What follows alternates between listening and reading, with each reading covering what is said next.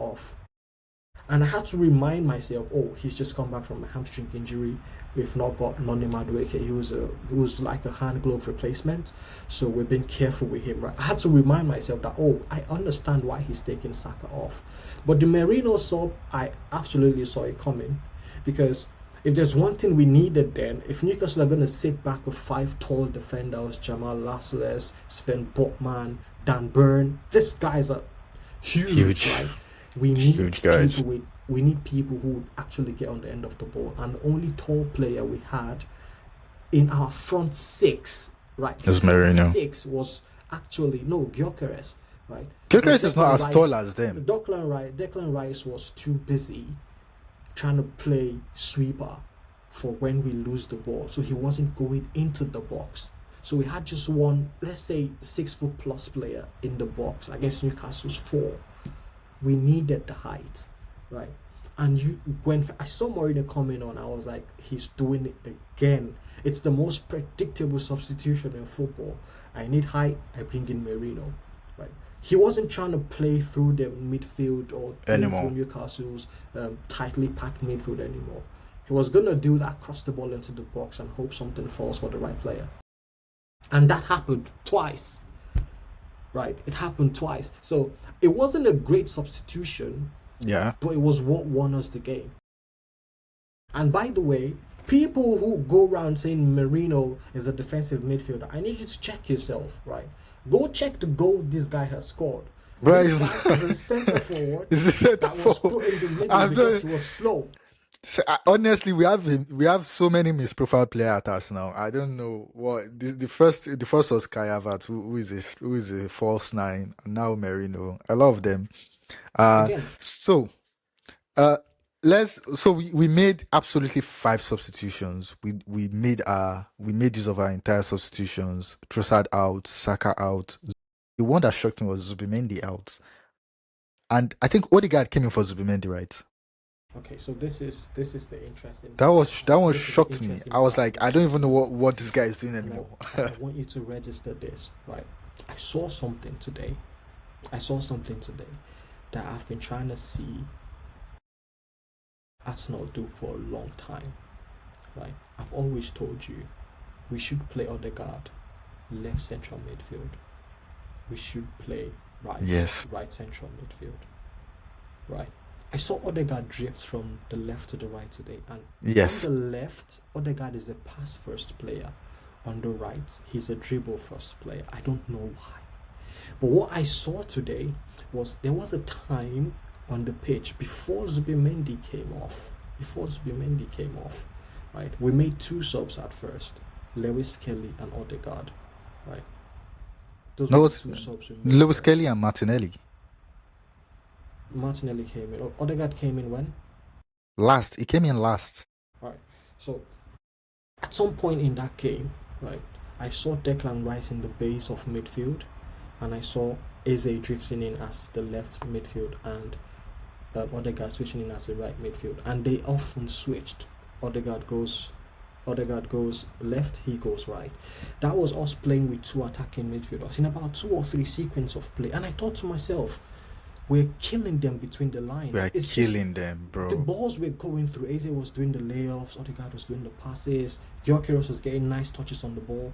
We just couldn't get someone in on goal to take the shot, right? And if we were to experiment further with that, say, Rice played the base, right? The rest to be Mendy, played to attacking midfielder. When you're playing let's say you're playing a mid-table or relegation side that are absolutely going to see deep because they know they've not got the football to play you.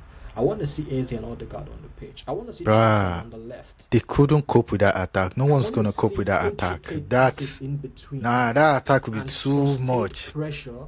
I want to see sustain. In fact, I don't want to see Trossard on the wing. Right? I want to see Madueke left wing, Saka right wing, Odegaard, Eze, and Rice in the base of midfield, just to mop up the loose balls from Eze and Odegaard when they try to be creative. Wow. And trust me, we will overwhelm any defense with that front 6. I saw it today.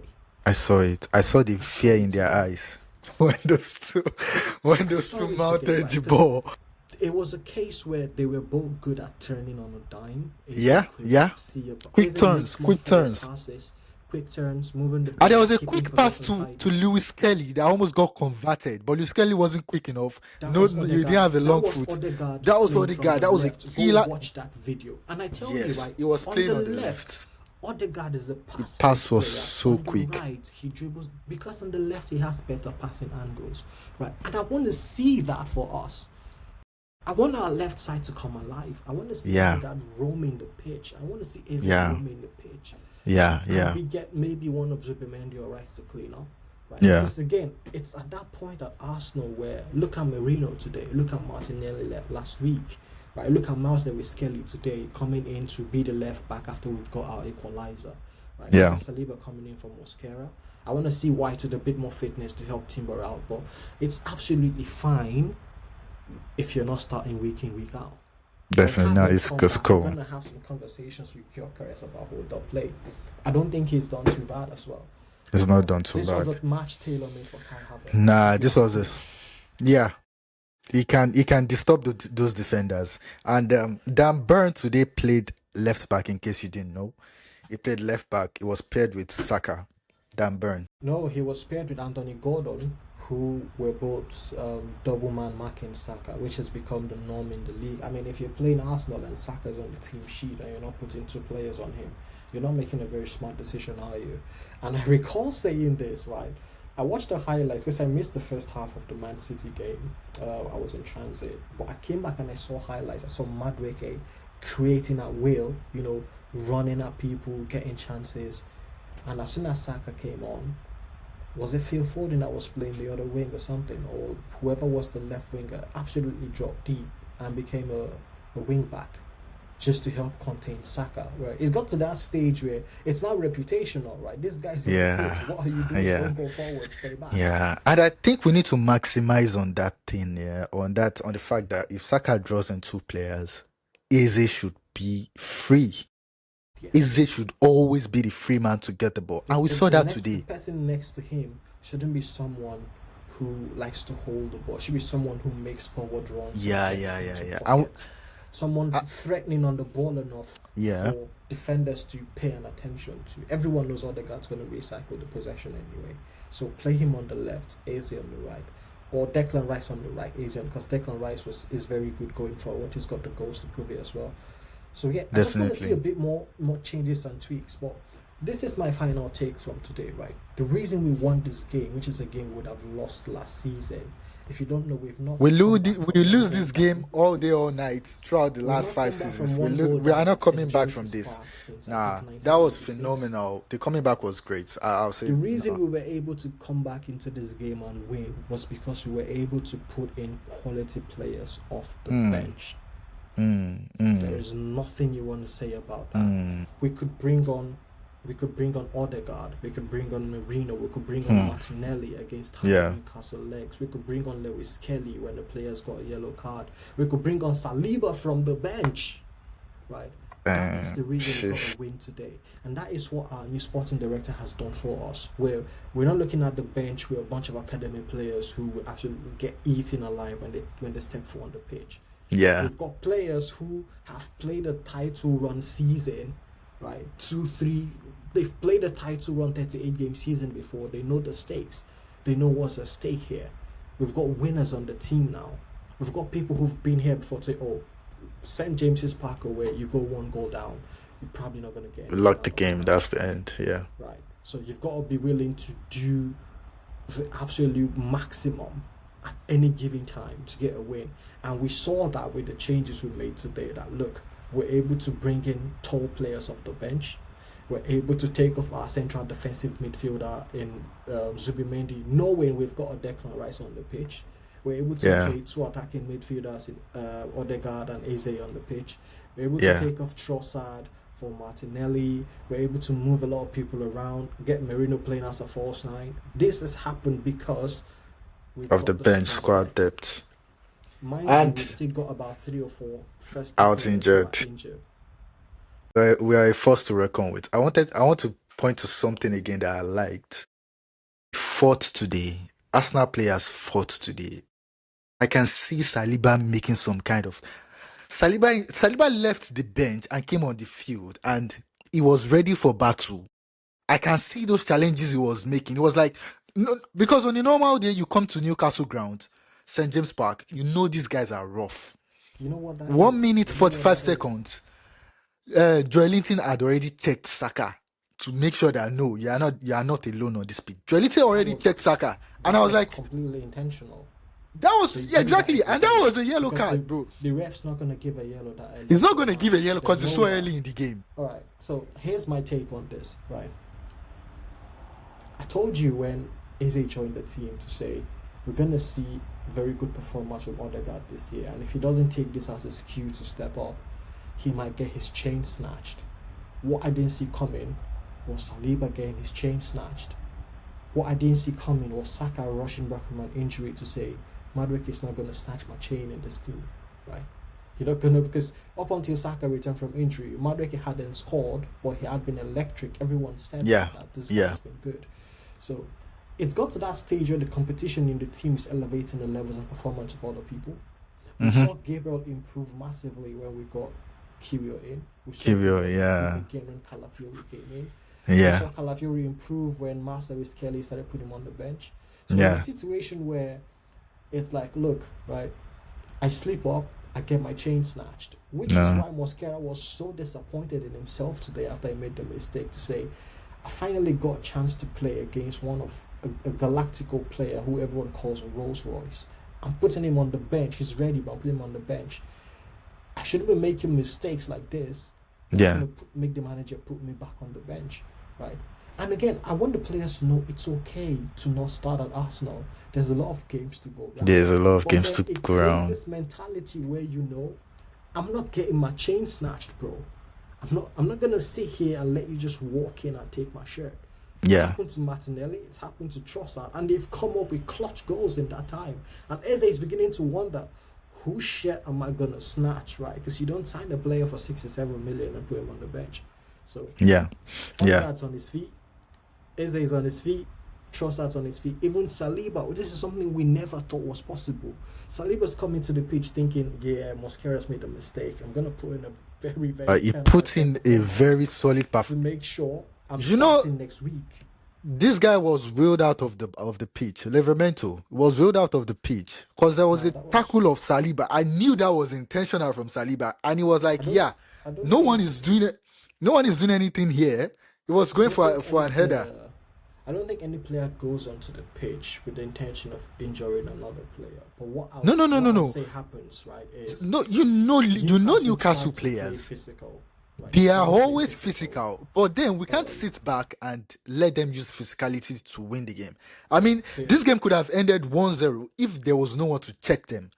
Did you see? If there was no one to check them, their striker against Gabriel talking about. You can. It's like the same thing. Gabriel had to keep checking Nick. You have to keep checking him every time. It's fireworks, and when you get on the pitch and you appear cold, people are gonna sense that this guy's not feeling up to it. So what you want people to know early on is, if you give it to me, I will give it to you. Definitely, that's the energy. Feel it, and it's just unfortunate that the Newcastle players landed awkwardly. I don't think Saliba had any malicious intent in that. It's just he's had a go at it with Osula, right? Gabriel's had a go at it with Alanga. That's after they changed their forward line. Harvey Barnes as well. Anthony Gordon's been given it all game. Timber's got a lot of it. Timber's given some back, right? And it's a stage where, okay, if you think you're going to do this and get away with it, John Linton certainly was doing it all game. It's just, he just doesn't do it to Declan Rice. I don't know why. Maybe, right? It's a case of Bully meeting his equal and then shine away, right? Because he always tends to pick and to be Mendy, Jorginho, Odegaard, players he knows is definitely bigger than. He always shies away from Gabriel and Saliba. Was Zubimendi up to the physicality of Newcastle today? I say no. Your game, the performance today. He's not that guy. Do you think he was ready? He's that guy that was ready for this Newcastle side? Because this is a taste of the Premier League. He is ready. And this is one flavor. I'm gonna say this right. Newcastle only do this when they play at St. James's Park. I'm going to remind you, we lost a game to them last season where Martinelli hit the bar. I think he hit the bar. I think Trossard hit the bar as well. When we play Newcastle, we do have the chances to score. For some reason, we just don't take them. There was the Havertz header that was missed last season, and then Yes, in yes, 3 out of 4 games. yes.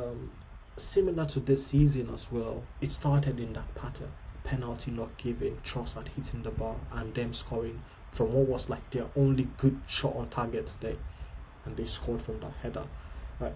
So I'm saying this to let you know that Newcastle are a physical side, but they get absolutely done when you've got a technical team in place. Arteta tries to balance it because sometimes they can start to play overly physical, and if the ref is not UCL standard, I'm gonna say that, they absolutely get away with murder at St James's Park. Now, if you watch the Barcelona game against them, Pedri was running circles around them.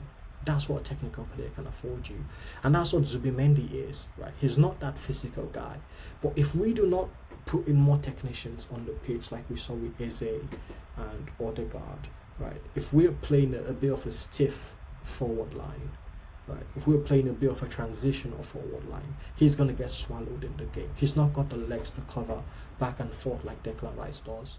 I Right? think that was why He's not Trossard. got. Do you think that was why Trossard was helping down there? Yes, because you need more tech. The best way to beat physicality is with technicians, right?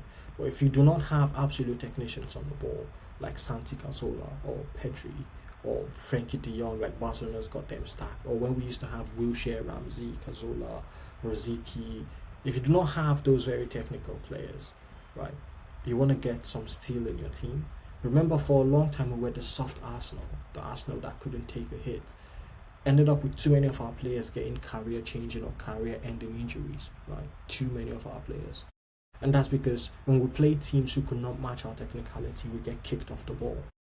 So what Arteta has done is he's tried to put a balance in the team where if you want to give technicality, you're going to get a technical team. We've seen this team reduce a Pep Guardiola side to 32% possession. And if you want to play physical ball, right, if you want to do the back and forth running, if you want to do the clattering, if you want to do the physique or the physical part of it, yeah, we got a surprise for you. We've got a very strong team in place, right? So this was a case today of Zubimendi being in a game where the game states changed very quickly and he wasn't equipped to handle it. Now, he knows Newcastle now. He's played them at St James's Park. He knows how physical they are. And we'll just watch and see how he develops his game to play them. He already has the blueprint for how to play them. Our last match that we won against Newcastle, we had Jorginho in midfield, who is by no means a physical player. But try chasing the ball around for 90 minutes. Right, that's my take. Go chase the ball around for 90 minutes. See if you like being physical again. At some point, we're going to put out a team who can really pass the ball, and we're just going to swallow physical opponents up. And if they decide to then play extra physical, we've got the legs from the bench to complement that as well. All right. Thank you very much, Aces. Right. I think we are it for today. We've got games midweek as well, Champions League. We'll continue from there next week. Thank you. Cheers. Cheers. Bye.